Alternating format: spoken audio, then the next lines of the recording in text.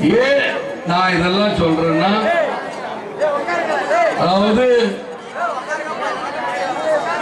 நான் மன்றமா இருக்கும் பொழுது சொன்னது வேறு, இப்ப இருக்கிறது வேறு. இன்னைக்கு நாடு நான் வரைய ரோடுகள், இந்த ரோடு நல்லா இருக்குன்னு சொல்றாங்க எல்லாருமே. நாற்காலி சாலை, ஆனா நாற்காலி சாலை யாரு போட்டது? வாஜ்பாய் காலத்துல வாஜ்பாய் போட்ட திட்டம். அந்த திட்டத்தை நிறைவேற்றாங்க. நிறைவேற்றுறதுல ஏன்னா பாதி பேர் கொள்ளையடிச்சு மக்கள்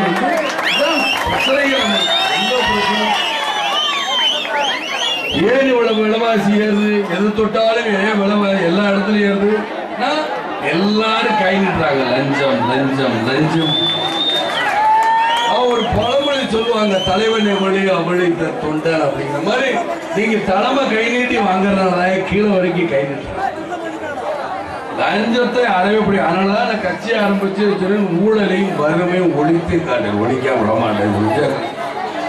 விஜயகாந்த் ஒரு தடவை, விஜயகாந்துக்கு ஆசை, நாங்க ரைட்டு ஆசையாவே இருக்கணுமே, என்னை ஒரு தடவை உட்கார வச்சா அந்த மக்களுக்கு நிச்சயமா நான் சம்பாதிக்கணும், நான் போனோம்னா அதெல்லாம் எவ்வளவோ சம்பாதிச்சு எவ்வளவு. இன்னைக்கு கூட பேப்பர்ல பாத்தீங்கன்னா என் பையன் நடிக்கிறான்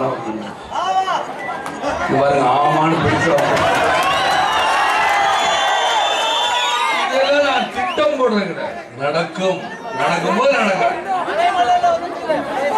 அதனால நான் இதை பத்தி நினைக்கலாம. ஆனா மக்களுக்கு நல்லது.